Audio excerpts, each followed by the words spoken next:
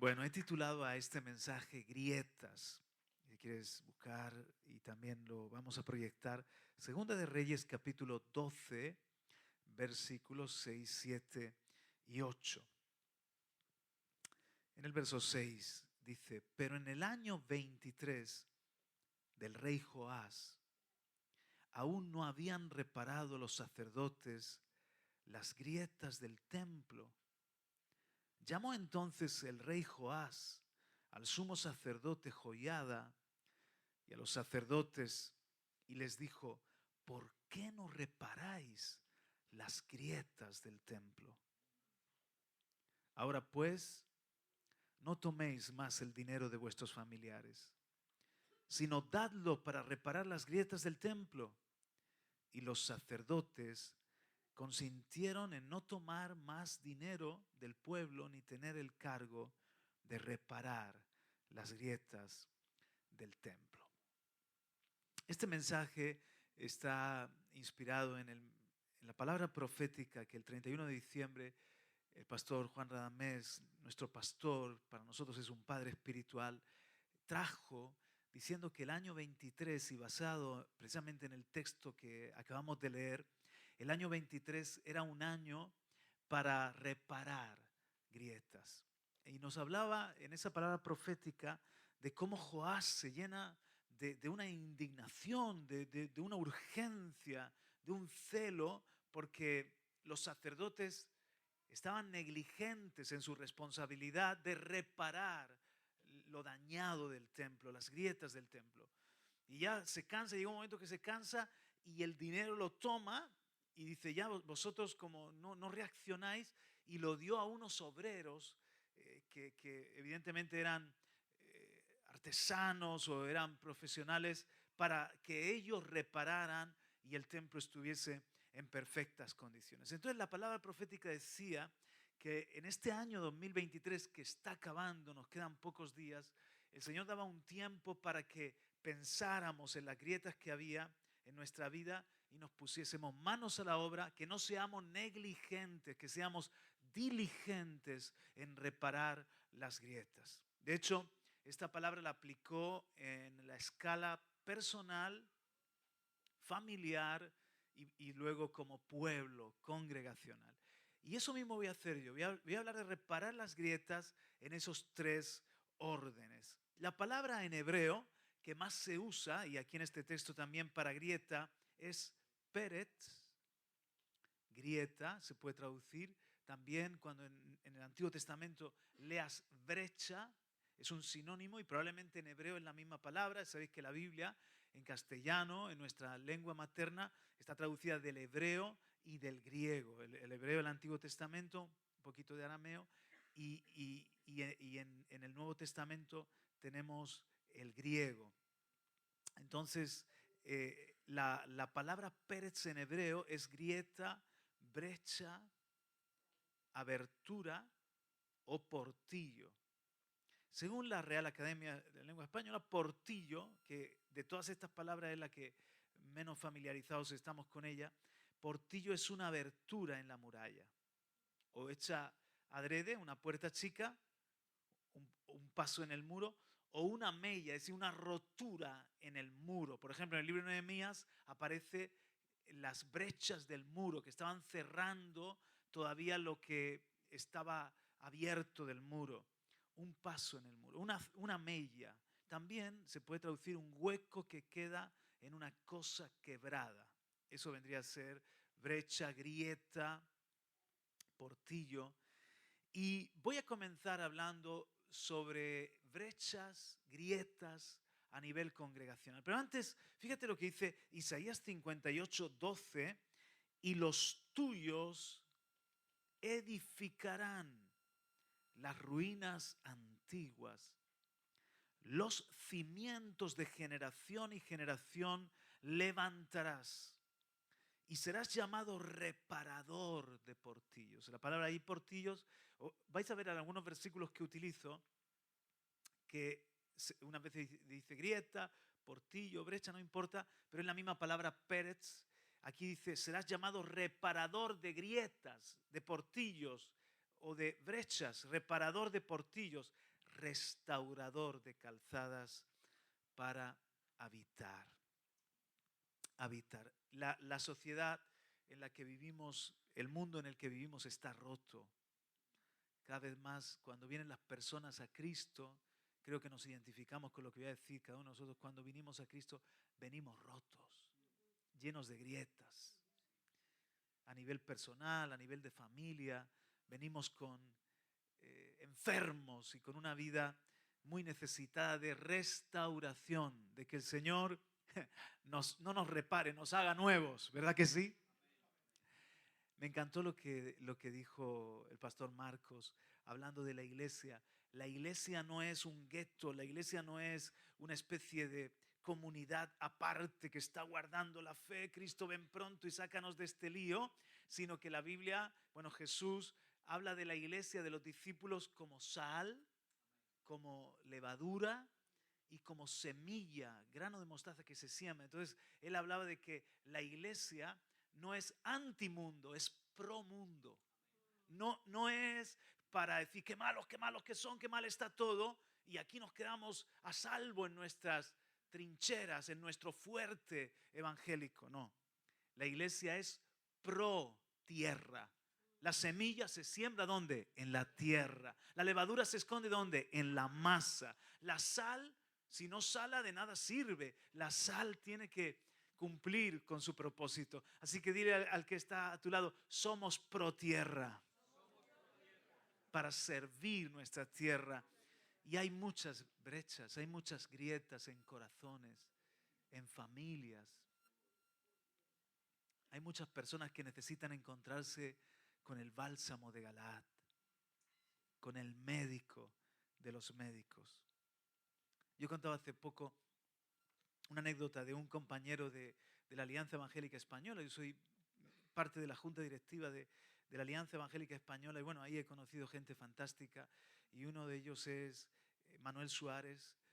Manuel Suárez, que es endocrino, tiene su propio consultorio.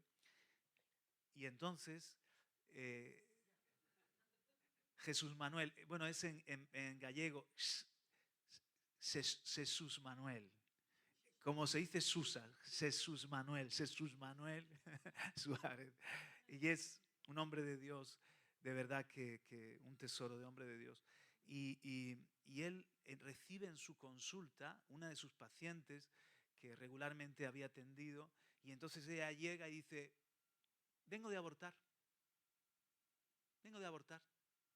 Sí, porque mi cuerpo es mío y yo no quería tener ese hijo. No fue un embarazo que yo buscara y ella sabía que él es cristiano, ¿no? Entonces, lo primero que hace cuando se sienta es que le presume de ello, ¿no? Vengo de abortar, como esperando que va a surgir una contienda, ¿no? Y realmente él, pensando en una vida que ha muerto en el lugar más seguro, que debería ser el lugar más seguro de la tierra para un bebé, su propia madre, que una vida muera, algo se levanta, una indignación, pero de pronto dice que el Espíritu del Señor le trajo una compasión hacia ella. Y muy sereno la miró y le preguntó, ¿y cómo te sientes? ¿Cómo estás? ¿Cómo te sientes? Y ella, que venía prepotente, que venía lista para la contienda, ¿qué dirás que sucedió? Se rompió a llorar. Se rompió a llorar. Yo creo que también porque percibió el amor en las palabras. ¿Y cómo estás? ¿Cómo te sientes? Y en un momento rompió a llorar porque realmente, aunque quiere engañar la mujer, pero no deja de ser una tragedia y también una fractura interior, ¿verdad? Una grieta en el interior. Y él pudo ministrar esa vida. Dios no nos ha puesto en el mundo para la polémica, no nos ha puesto en el mundo para la contienda, nos ha puesto en el mundo para reparar portillos, para restaurar calzadas, ciudades donde habitar, familias donde ya no se puede convivir. El Señor nos sanó para que ahora seamos buenos samaritanos que sanen también a otros. Amén. Y sanar no es con el dedo señalador o tirando la piedra, sino más bien con esa misericordia que Él nos da. La iglesia somos, por lo tanto, eso, reparadores de portillos, reparadores de grietas. Pero ¿cómo vamos a llevar esa restauración si nosotros mismos estamos quebrados, si nosotros mismos estamos mal? Bueno, pues empecemos a nivel congregacional, ¿de acuerdo? Os voy a proponer un reparador, por decirlo así, un reparador de grietas a nivel congregacional. Dice en Amós 9:11, en aquel día levantaré el tabernáculo caído de David. Y sabéis que esta profecía se cumple luego en Hechos capítulo 15, o sea, se está refiriendo a la iglesia compuesta por judíos, por gentiles. Di conmigo, la iglesia. La iglesia es el tabernáculo de David. ¿Por qué? Porque venimos todos los hombres a adorar, a buscar al Señor, y no importa de qué tribu, lengua o nación, ya somos uno en Cristo Jesús, no hay separaciones, ¿verdad? En aquel día levantaré el tabernáculo caído de David, repararé sus brechas. Ahí está de nuevo la palabra Pérez. ¿Ves? Estoy usando diferentes versículos donde aparece la palabra grieta. Repararé sus grietas, levantaré sus ruinas y lo reedificaré como en tiempo pasado. El Señor quiere restaurar la gloria de la iglesia. Estamos en los tiempos finales. Estamos cerca de la venida de Cristo. No sabemos cuántas generaciones o cuántas décadas, pero indudablemente la venida de Cristo está muy, muy cerca. Te doy dos señales de eso. La primera, este evangelio del reino será predicado para testimonio a todas las naciones y entonces vendrá el fin. Ahí la palabra naciones es la palabra etnias, como diferentes tipos de pueblos. Pues esta palabra ya se está cumpliendo. El fin está muy cerca porque el evangelio está llegando ya a casi todo. Hay muy pocos pueblos no alcanzados. Todavía quedan, pero el mundo se ha hecho más chico con los medios de comunicación actuales y con los avances actuales y entonces vendrá el fin. Eso nos habla de que se acerca el fin. Segunda señal, que no me quiero meter ahí, pero antes del diluvio, una de las cosas que sucedieron es que hubo una manipulación genética. ¿Por qué lo sabemos? Porque de pronto aparecen dos especies en la tierra nuevas. Una, los gigantes, que como sabéis ya no hay. Y dos, los superhombres, los héroes que se llama de la antigüedad. Y aparecen fruto de que dice que se juntó el linaje de los hijos de Dios con las hijas de los hombres. O sea, hubo ahí una alteración genética, algo sucedió para que aparecieran esas especies que aceleraron la corrupción o el avance de la maldad en la tierra. Pues bien, los días de la venida de Cristo se van a parecer a los días del diluvio. Lo dijo Jesús. El mundo antes de la venida de Cristo, el mundo del fin, será parecido a Sodoma y Gomorra. Y me parece que hemos dejado en mantillas Sodoma y Gomorra. Hemos superado en maldad a Sodoma y Gomorra. Y se parecerá al mundo prediluviano de antes del diluvio. Y el hombre está avanzando peligrosamente, tanto en inteligencia artificial como en manipulación genética. Está entrando en terrenos donde ya se está alterando la vida, ya está pasando unas líneas, igual que sucedió en aquel tiempo. Ya vais a ver cómo en cuestión de tiempo hay un avance, estamos ante, lo que pasa no nos damos cuenta, pero estamos ante una revolución de la inteligencia artificial y una revolución de todo lo que tiene que ver con la ingeniería genética. Y en cuestión de décadas, de poco tiempo, los hijos van a ser ya a la carta. No lo quiero rubio, lo quiero más alto, más bajo, ojos así. Va a ser. Entonces, eso a mí me habla de que la venida del Señor está muy, muy cerca. ¿Por qué? Porque el hombre, de alguna manera, está haciendo este mundo un lugar irrespirable. O sea, nosotros estamos en este panorama y la gloria postrera de la iglesia debe ser mayor que la primera. O sea, hay profecías que se van a cumplir, que Jesucristo no va a venir a buscar una esposa niña, sino una esposa madura. No va a venir a buscar una iglesia afeada, sino con gloria, sin mancha y sin arruga.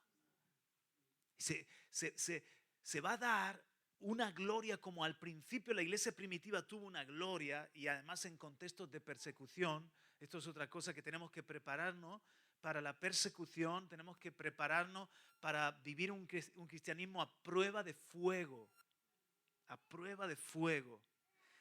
Pues la iglesia de los días finales va a ser una iglesia gloriosa. Es verdad que la maldad se va a multiplicar, pero en medio de la oscuridad y del caos también va a haber un gran despertar, un gran avivamiento. Y Dios está haciendo cosas impresionantes en este tiempo. Ya lo está haciendo. Lo está haciendo en muchas partes del mundo. Mirad, el otro día estaba con el Señor, estaba en su presencia y sentí, bueno, fue tan, para mí muy, muy impactante. Sentí un anhelo del Señor, de Jesús, de estar ya con su esposa. De estar ya con su esposa. Y a diferencia del primer Adán, vosotros sabéis que el primer Adán, el Señor lo puso a dormir y de la costilla le formó la esposa. A diferencia del primer Adán, el segundo Adán no está durmiendo. Durmió 3 días, pero al tercero resucitó. Y a la diestra del Padre intercede para que se forme su iglesia, se forme su esposa, porque anhela que se celebren las bodas del Cordero. Entonces el Señor, Él tiene una urgencia, Él tiene un celo. ¿Qué encontramos en Joás? Y necesitamos nosotros también el celo, el reparador. El reparador. ¿Por qué Joás dijo ya vamos a cerrar la grieta? Los sacerdotes no son diligentes, pues voy a buscar yo carpinteros, artesanos, obreros, pero el templo se tiene que restaurar. Celo. ¿Qué encontramos en Jesús cuando llega al templo? Celo. Elías lo dijo así: un vivo celo por Jehová de los ejércitos. No un celo malo en este sentido de celos de ¿cómo diríamos?, de envidias o celos de como esos celos enfermizos de un hombre con su pareja, sino un celo por lo bueno, una urgencia, un deseo.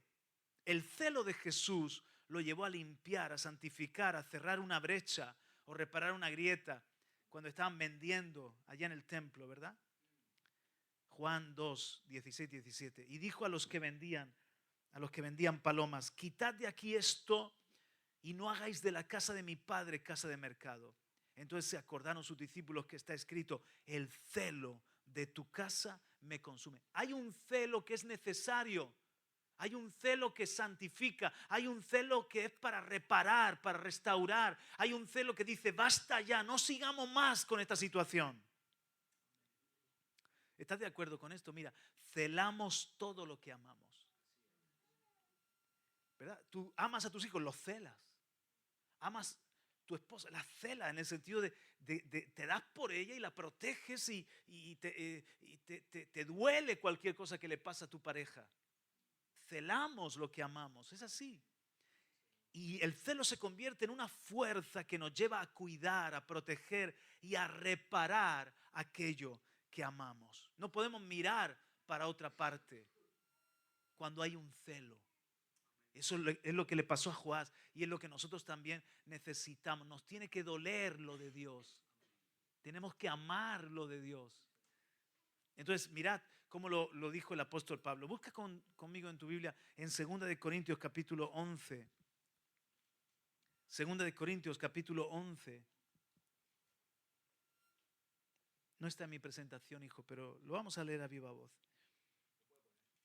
2 de Corintios 11 y verso 1. ¿Habéis llegado?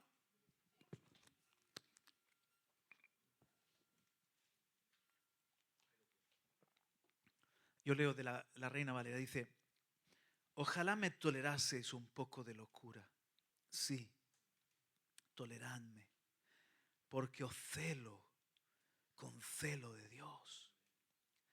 pues os he desposado con un solo esposo para presentaros como una virgen pura a Cristo. ¿Ves? El celo de Pablo era por la iglesia, en este caso de los Corintios, para que fuera una iglesia pura y una iglesia enamorada de Cristo. Pero temo que como la serpiente con su astucia engañó a Eva, vuestros sentidos sean de alguna manera extraviados de la sincera fidelidad a Cristo. El celo de Pablo era que no haya infidelidad, que no haya ningún tipo de impureza, que no hayan otros amores. Qué bonita esa canción que dice, el fuego de tus ojos. ¿La cantáis aquí? Me hizo enamorarme más. Quemó los otros amores. Quemó los otros amores. Y el celo que yo tengo, por ejemplo, en mi ministerio, es que la gente se enamore de Cristo. Que las personas que vienen a la iglesia no se enamoren de la iglesia. Aunque tenemos que tener, evidentemente estoy hablando de tener un celo bueno por nuestra iglesia para que esté todo en orden y bien. Pero que no se enamoren de los pastores, que no se enamoren de una religión, que no se enamoren de una posición, de una función. Todo eso es secundario y todo eso se quedará en la tierra. En la tierra yo no voy a ser pastor, voy a ser solo un adorador. En el cielo, perdón, gracias Vanessa. En el cielo, quería decir, se quedará en la tierra, en el cielo vamos a hacer todos lo mismo, vamos a ser todos sacerdotes, adoradores de Dios. Lo que nos tenemos que enamorar es de quién, del que murió por mí en la cruz, el que dio su vida por mí, el que envió su Espíritu Santo para que esté conmigo todos los días. Y una vez el Señor me dijo,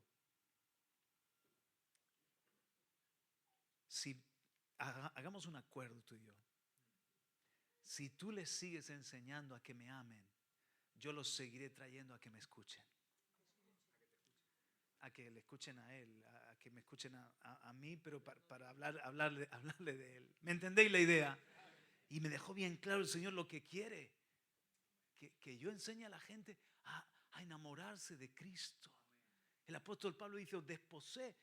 Yo soy como el amigo del novio, no para que la iglesia se enamore de mí, se enamore de Cristo. Se apasionen por Él. Se apasionen por Él. Como dijo una vez un señor que estaba en Inglaterra, un domingo en Londres, y no era su localidad, era un comerciante. Entonces dijo, uy, pues voy a ir por la mañana a un culto en una iglesia grande de Londres y por la tarde a otro culto en otra iglesia también importante de Londres. Y fue por la mañana a un culto y salió diciendo, qué gran predicador. Qué iglesia, qué gran predicador. Y por la tarde salió del otro culto y salió diciendo, qué gran Cristo, qué gran Salvador. La iglesia de la que salió en la tarde era la de Carlos Spurgeon, el príncipe de los predicadores. Pero ojalá que los mensajeros sepamos escondernos para no opacar el mensaje y se enamoren de ese gran Cristo. No hay otro como Él. ¿Cuántos están enamorados de Jesús? Pues eso es que vamos bien. Eso es que vamos bien. Entonces, el celo de Pablo, que también debe ser nuestro celo, es que todas las personas conozcan a Jesús, discipularle para que vayan conociendo a Jesús, vayan enamorándose de Jesús y quieran también presentar a otros a este Cristo. Nosotros tenemos el mejor mensaje del mundo. Nosotros tenemos la mejor buena noticia, la gran noticia de gozo, de paz, de salvación en Jesucristo. Amén. No debemos avergonzarnos de este evangelio porque es poder de Dios para salvación de todos. Celamos todo lo que amamos. Y debe haber en nosotros un celo como el de Pablo para que la iglesia esté preciosa, como una esposa ataviada para el Señor, enamorada del Señor. Y tú lo puedes ver, si quieres buscar ahora conmigo en Efesios Efesios capítulo 5. Efesios capítulo 5. Fíjate el trabajo que está el Señor haciendo. Eso es, Efesios 5, 25. Efesios 5, 25. Maridos, amad a vuestras mujeres. Digan las hermanas, amén. Aquí de paso vamos a dar un poco de caña al matrimonio. Maridos, amad a vuestras mujeres, así como Cristo amó a la iglesia y se entregó a sí mismo por ella, para santificarla, habiéndola purificado en el lavamiento del agua por la palabra, a fin de presentársela a sí mismo una iglesia gloriosa, que no tuviese mancha ni arruga. Ahí están las grietas, ahí están las grietas. Que no tuviese mancha ni arruga ni cosa semejante, sino que fuese santa y sin mancha. Ese es el trabajo que Cristo está haciendo. ¿Y cómo lo está haciendo? Lo está haciendo por el Espíritu Santo. Y lo está haciendo por el lavamiento de la palabra. La palabra nos lava, la palabra cierra brecha. Ahora mismo tú no te das cuenta, pero la palabra está reparando, quitando arrugas, está limpiando. Es el agua que limpia. La palabra nos está restaurando. La palabra de Dios que vienes aquí a recibir los martes y los domingos y en las reuniones que tenemos, la palabra de Dios es para que la iglesia sea una iglesia madura, preciosa, sin mancha ni arruga, gloriosa. Una iglesia para el amado, sin grieta.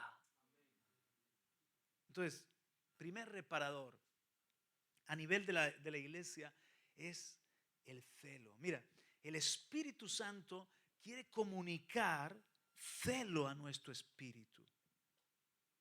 El Espíritu Santo produce en nosotros esa indignación, ese fervor, que nos duela lo de Dios. Que seamos un pueblo que no es indiferente. Por ejemplo, a mí me duele cuando llega un momento que hay una santa convocación, ¿no? El Señor nos llama a orar, o el Señor nos llama a evangelizar juntos y la gente no está. No, está en el espíritu de Basti, no responde. Es el espíritu de la iglesia es un espíritu de fidelidad. Pero el espíritu de Basti es antagónico. Hace que la esposa del rey esté en su propio asunto, en su propio negocio, en su propia fiesta. Pero el espíritu de la iglesia, de la esposa de Cristo, es de fidelidad, es de entrega para el rey.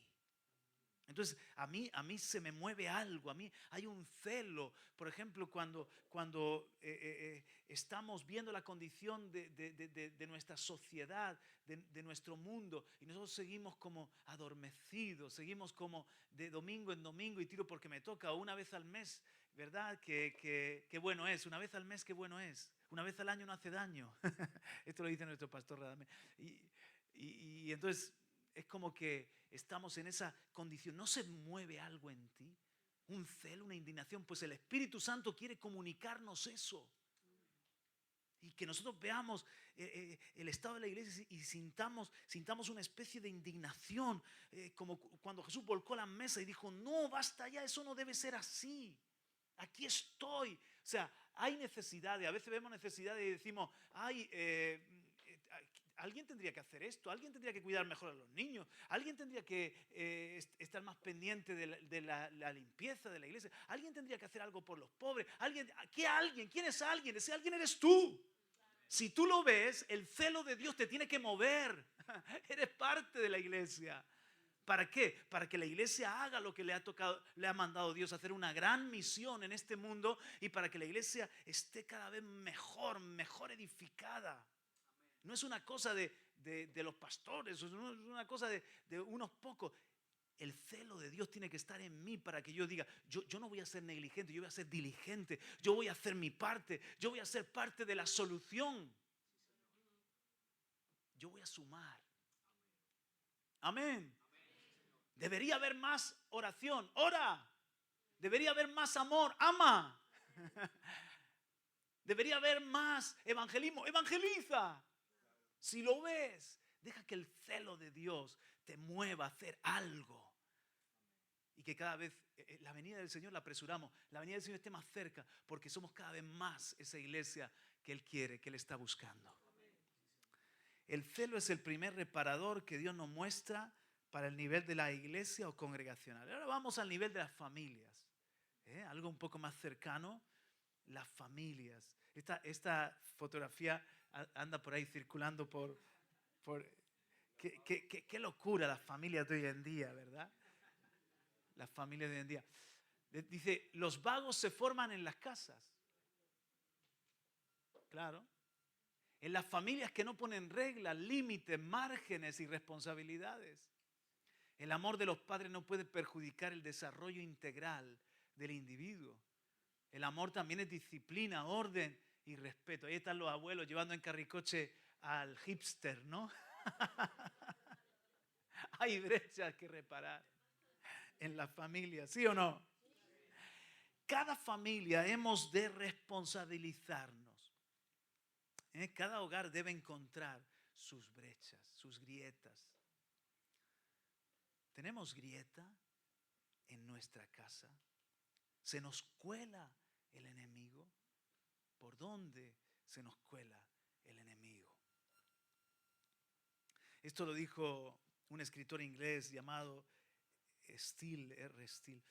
El estado del matrimonio con los afectos que le son propios es la más exacta imagen del cielo. Y sin esos afectos, o sea, sin el amor, es la más exacta imagen del infierno que somos capaces de formarnos en esta vida. Y entre esos dos extremos, ¿por dónde andamos cada familia? ¿Cómo es nuestro matrimonio? ¿Cómo es nuestro hogar? Hay hogares que son cielos y hay hogares que son infiernos. ¿Cómo puede ser que la persona que más feliz me hace es la persona que más desdichado me puede hacer también? ¿Sabéis lo que os digo, no? Porque nadie te conoce como tu pareja, nadie te puede pinchar el globo, nadie te puede describir mejor y a veces nadie te puede hacer daño como la persona que te conoce en profundidad, que sabe de tu desnudez.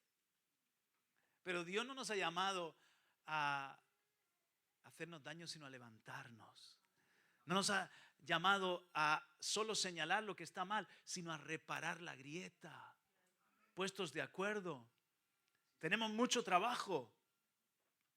Pero ¿cuál es el reparador a nivel familiar que os propongo? A nivel iglesia, el celo.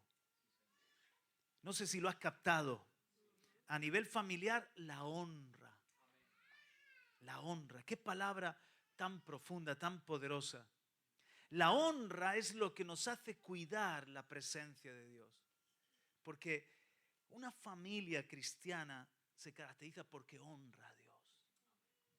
Dice Dios en Malaquías 1:6, si yo soy padre, ¿dónde está mi honra? Y si yo soy Señor, ¿dónde está mi temor?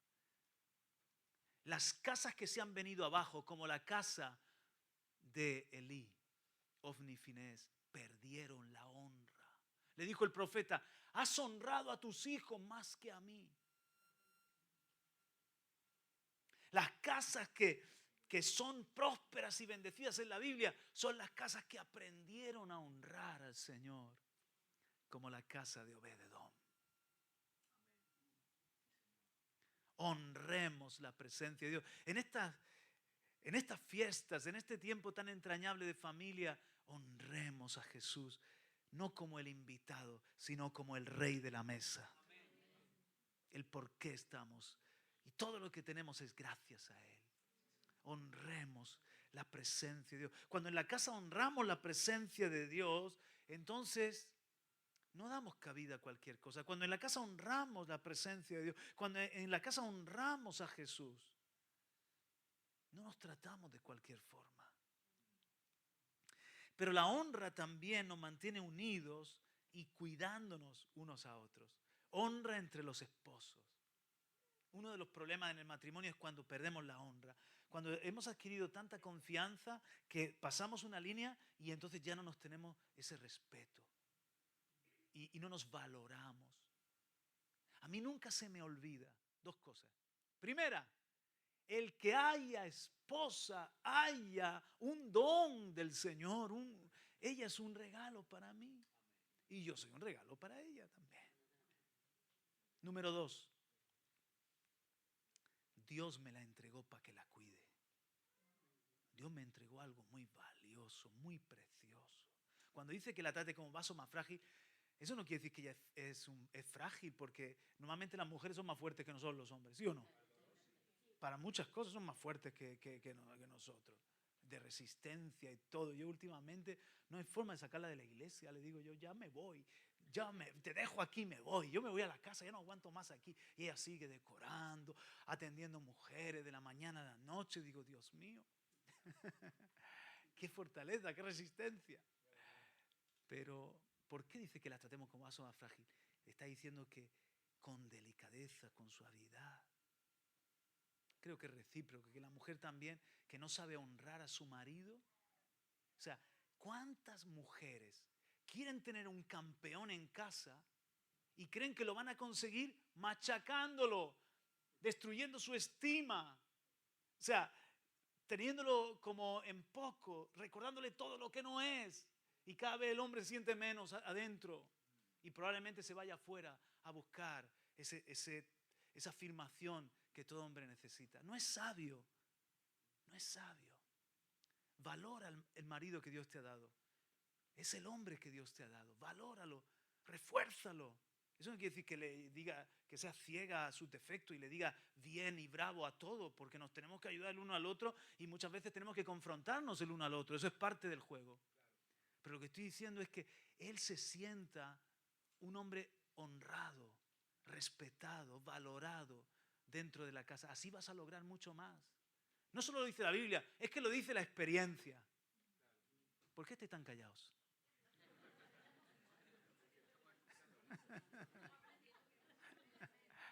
Qué poderosa es la honra. Qué poderosa es la honra cuando nos damos el valor. Cuando nos damos cuenta de que en medio está el Señor, en medio está el Señor. Ella es una hija de Dios. Dios la cela. O sea, me casé con ella, pero el padre está en casa. Su padre está en casa. La tengo que tratar con mucho respeto, con mucho cariño, con mucho cuidado. Y ella a mí también. Y cuando se diluye, cuando desaparece esa línea de cuidarnos, de tener de no herirnos, y con facilidad ya nos despreciamos, nos herimos, nos hacemos daño. ¿Quién está ahí en medio? Ahí cuando hay celos y contiendas, ahí está todo lo malo, hay espíritus ya enseguida que se quieren meter de divorcio, de confusión, de separación. Debemos pedirnos perdón, retroceder y volver a poner al Señor en medio y recuperar la honra. Si no puedes decir aleluya de ahí. ¿Verdad? Entonces,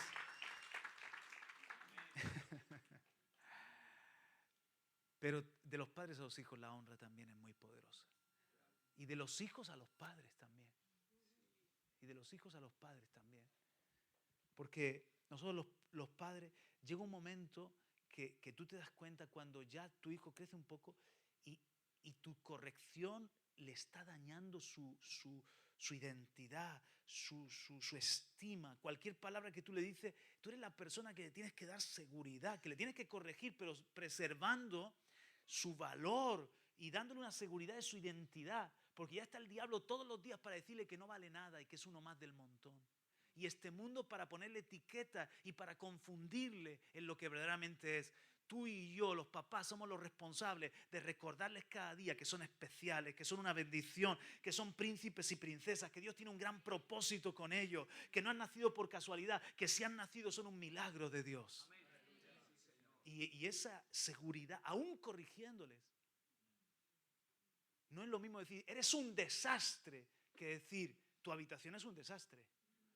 Es muy diferente. No es lo mismo decir, eres malo, que decir, te estás portando mal. Porque estás señalando su comportamiento, no estás destruyendo su identidad. esas palabras se le quedan ahí grabadas, son como un golpe de espada, se le quedan ahí grabadas. Soy malo, se creen esa mentira. O soy la oveja negra, o soy un dolor de cabeza para mi padre. Entonces, aún corrigiendo con honra, ellos merecen una honra y los hijos, por supuesto, honrar a sus padres. Hay bendición, hay tanta bendición en honrar a los padres. O sea, yo estoy más que nunca valorando. Anoche, anteanoche, anoche, perdón, hicimos un acto evangelístico en la calle en Murcia, en la plaza, fue una bendición y cantábamos coro gospel y todo. Y hubo una imagen, wow, desde arriba del escenario mi mujer estábamos detrás de la catedral y había como una marea de gente que llegaba a todo lo largo de la calle hasta el final. ¿Cuánta gente habría allí reunida? Había cientos de personas allí escuchando los coros gospel, fue muy bonito, ¿no? Luego mi suegra se había dejado el vehículo muy lejos, bueno, casi entre Murcia y Alcantarilla, y había que llevarla.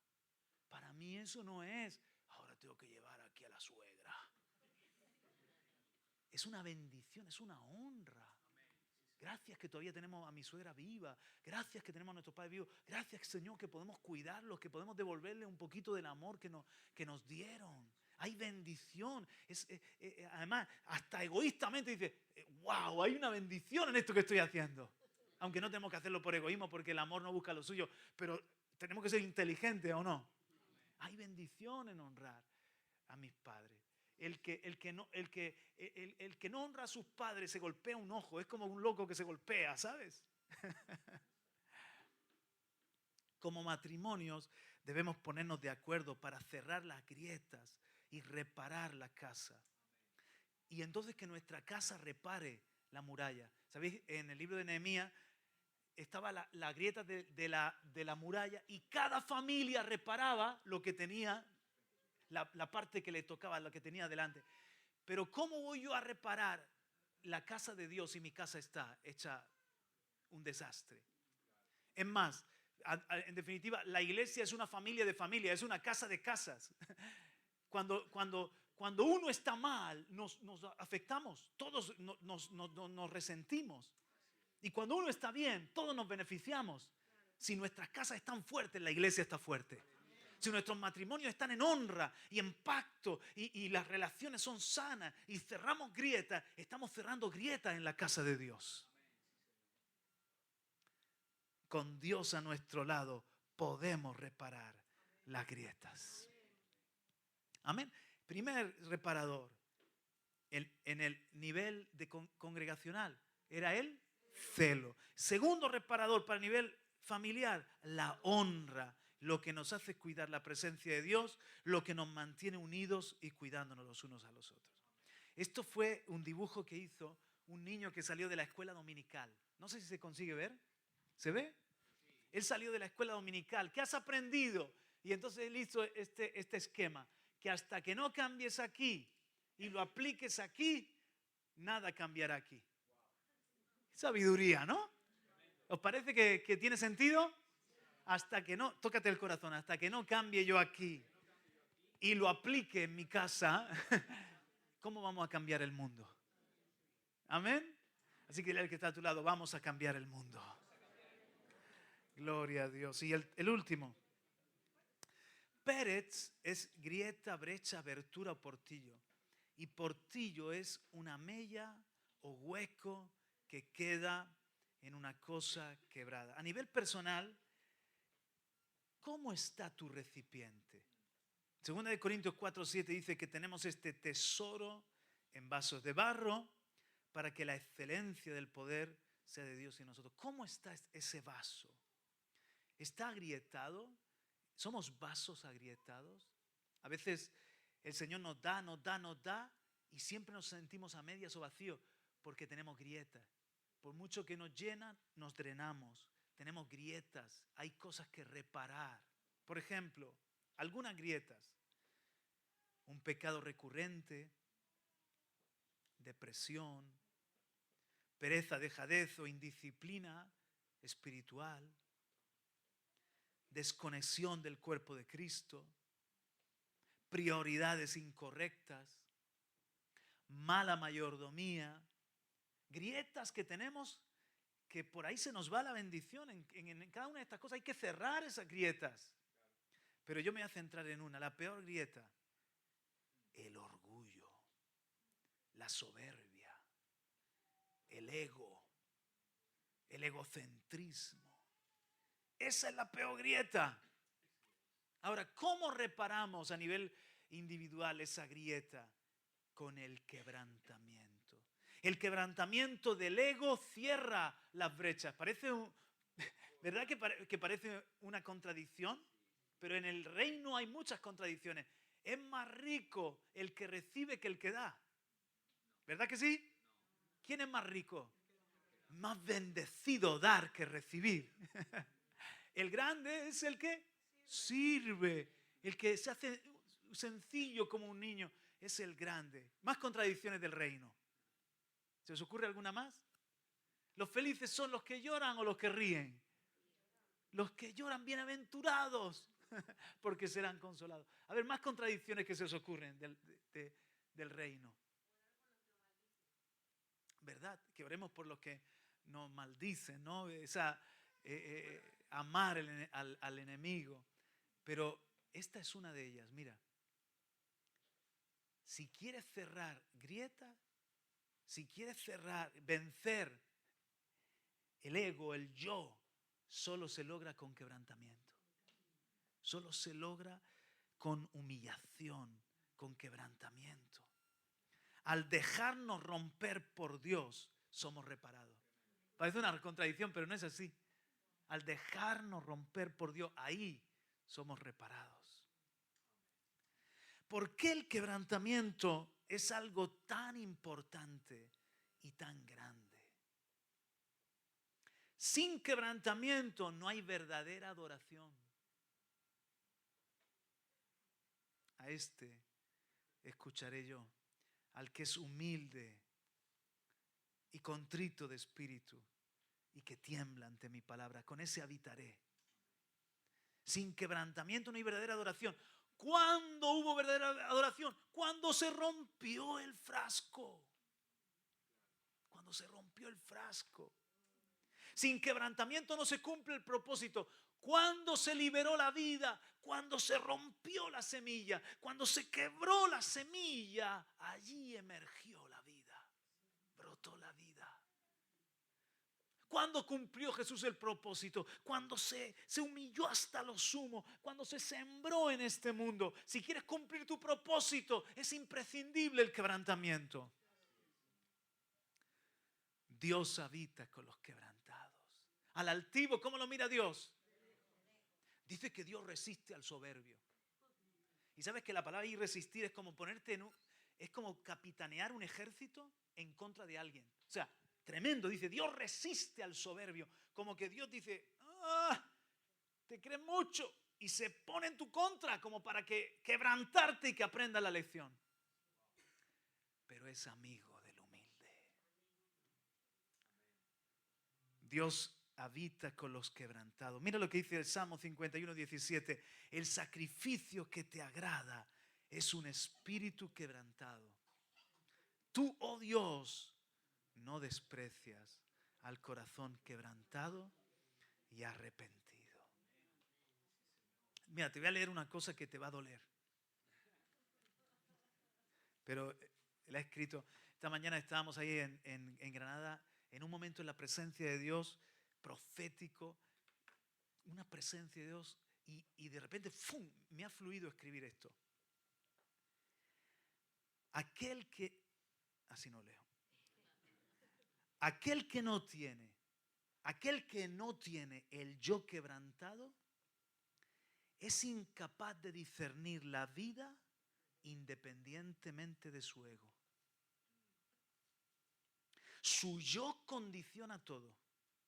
Es el cristal que tiñe de subjetividad lo que ve y juzga. Le es muy difícil, el que no tiene el yo quebrantado, le es muy difícil pensar con objetividad, pues siempre razona con su ego en el centro. ¿Cómo me afecta esto a mí? ¿Qué gano yo con esto? ¿De qué forma se acomoda tal o cual tema a mi interés? Aunque comprende mentalmente que hay vida más allá de su persona, sin embargo, en la práctica, el yo acapara su fuerza, alma y proyección. Y cualquier otra cosa puede convivir con su ego, pero nunca competir. Dejar su necesidad, opinión, protagonismo, anhelo o percepción a un lado, dejar todo eso a un lado y ceder el centro a Dios o a otros, es solo una experiencia puntual y no un estilo de vida. Morir, tomar la cruz y seguir a Jesús. Decir con Pablo, ya no vivo yo, mas vive Cristo en mí, sería para el egocéntrico algo así como un suicidio. El fin del reinado de su yo, un caos, una pérdida del control de su universo. Y su peor tragedia es el destronar al Dios al que inconscientemente sirve, su propia persona. La única, ahora viene la cura, os he dicho la enfermedad, ahora viene la cura. La única esperanza para ese gran yo, entre comillas, la única esperanza para ese gran yo es un encuentro personal con el gran yo soy. Con otra personalidad más grande, con el gran yo soy. Que le revele su propia miseria.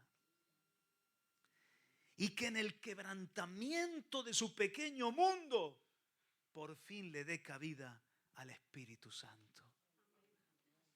El Espíritu Santo es incapaz de quitar a nadie del trono. ¿Sabes por qué? Porque lo acusarían de tirano o dictador. El Espíritu Santo sigue esperando que voluntariamente cada uno de nosotros le cedamos su legítimo lugar. La vida cristocéntrica, el día que lo hagamos, la vida cristocéntrica, ese día nacerá.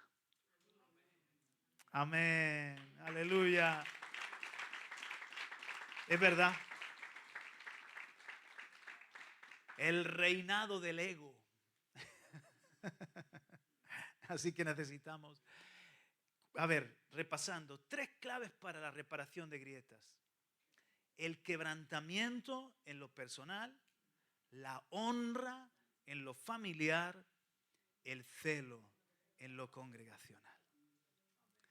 Amén. 2023, año de reparar la grieta. Pues todavía no hemos terminado, todavía tenemos 14 días, 2 semanas. Hay trabajo a nivel congregacional, celo. A nivel de familia, honra. A nivel personal, dejémonos quebrantar. Voy a leer de nuevo 2 de Reyes 12, 6 y 7. Pero en el año 23, aún no habían reparado los sacerdotes las grietas del templo. Mira que está a tu lado, sonríele y dile, eres un sacerdote. En el nuevo pacto, hermana, eres sacerdotisa. Sacerdotisa según el orden de Melquisedec. En el año 23 no habían reparado los sacerdotes las grietas del templo. Llamó entonces el rey Joás al sumo sacerdote Joiada y a los sacerdotes y les dijo, ¿por qué no reparáis las grietas del templo?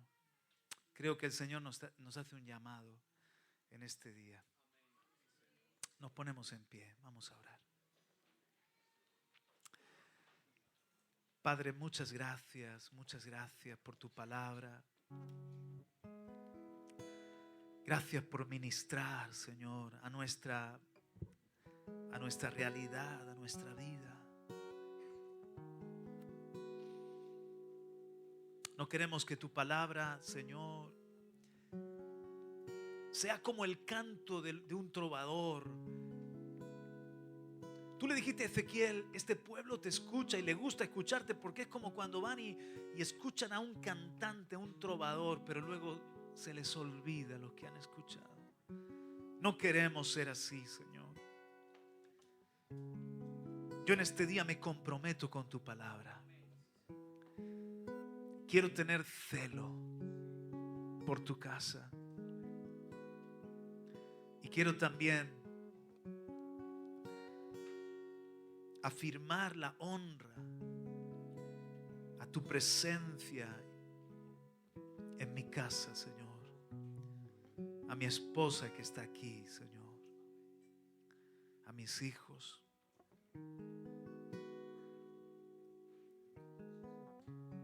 Perdónanos, Señor, cuando sin darnos cuenta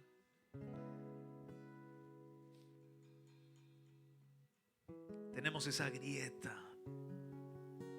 el yo no quebrantado, Señor. Hay un mundo que nos espera. Hay una sociedad que necesita reparadores de grietas, que necesita restauradores de calzadas donde habitar. Hay una urgencia en tu corazón, Señor, para que seamos ese pueblo sin brecha. Que el enemigo no tenga por dónde colarse, Señor. Ayúdanos, Señor. Vamos a cantar un momento mientras que meditamos en esto.